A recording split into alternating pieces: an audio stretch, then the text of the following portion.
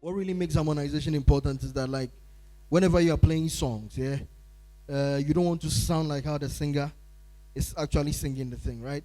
Like when the person is playing a do re mi, you want to voice it with something like, okay, song like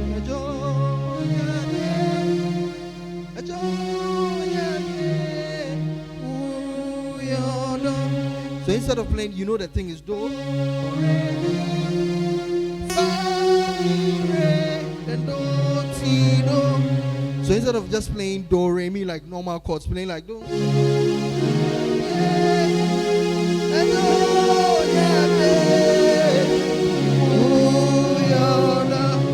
Now compare that one to a more harmonized version of the same do, re, mi. So I'm playing something like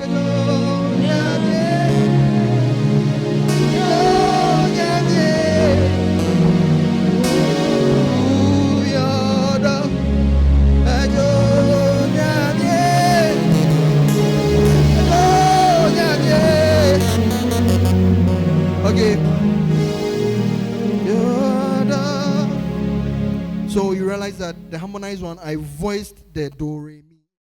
When I say harmonize a la, I don't mean play a la chord. Okay? But when I say play a la chord, I mean play a la chord.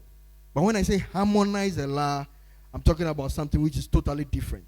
So when you look on top of the screen and I write la there, I'm not playing a la chord, I'm harmonizing a la. So you see a la, then into brackets H, it means harmonize, right?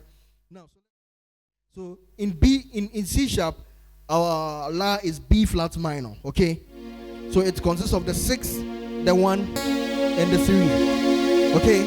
So you're going to play an inversion where the 1 will be on top, where I have the 2 other elements of my 6 chord. So this is the inversion I'm going to play. I'm going to play the 3 with the mi on top.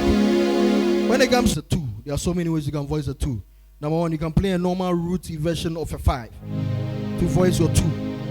Okay, normal root inversion of a 5 to voice your 2. Okay, number 2, you can play an inversion of a 7 diminished chord, right? You can play an inversion of a 7 diminished chord. You are playing a T. Okay, now when you play this T, to get a 2 on top, okay? So now let me play a simple pattern, like we'll teach you patterns in the next chapter. Like I'm just brushing through. So there's a pattern, it's a very, very common pattern that has.